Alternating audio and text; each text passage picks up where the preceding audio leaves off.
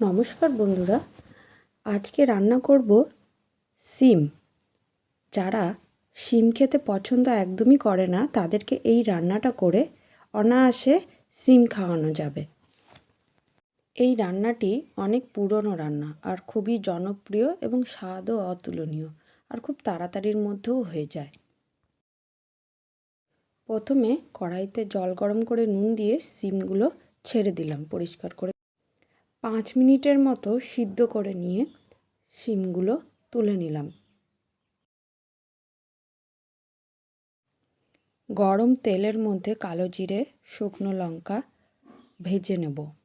যে যেরকম ঝাল খায় সেই লঙ্কা নিতে পারেন।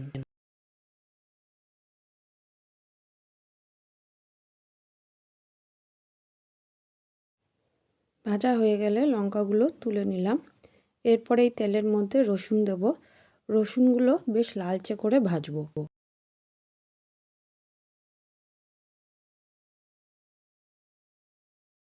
রসুনগুলো আমার ভাজা হয়ে গেছে।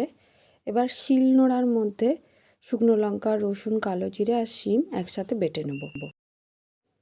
কড়াইতে তেল গরম করে এর মধ্যে কালো জিরে, রসুন আর শুকনো লঙ্কা যেটা বেটে রেখেছিলাম সেটা হলুদ দিয়ে অল্প ভেজে নেব। তার মধ্যে শিম বাটাটা দিয়ে খুব ভালো করে ভাজবো যতক্ষণ না তেল ছেড়ে আসবে।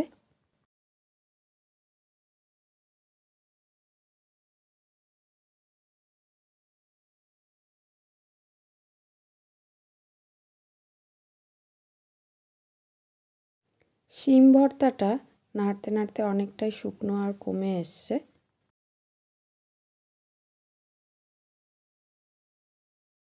এবারে পরিমাণ মতো নুন আর চিনি মিশিয়ে নামিয়ে নেব। এই শিম ভর্তা রেসিপিটি কমপ্লিট হয়ে গেছে আমার রান্না করা।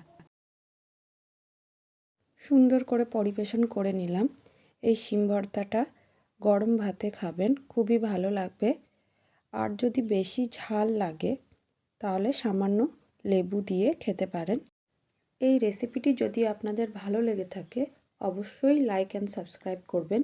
ফিরে আসবো আরও নতুন নতুন রেসিপি নিয়ে।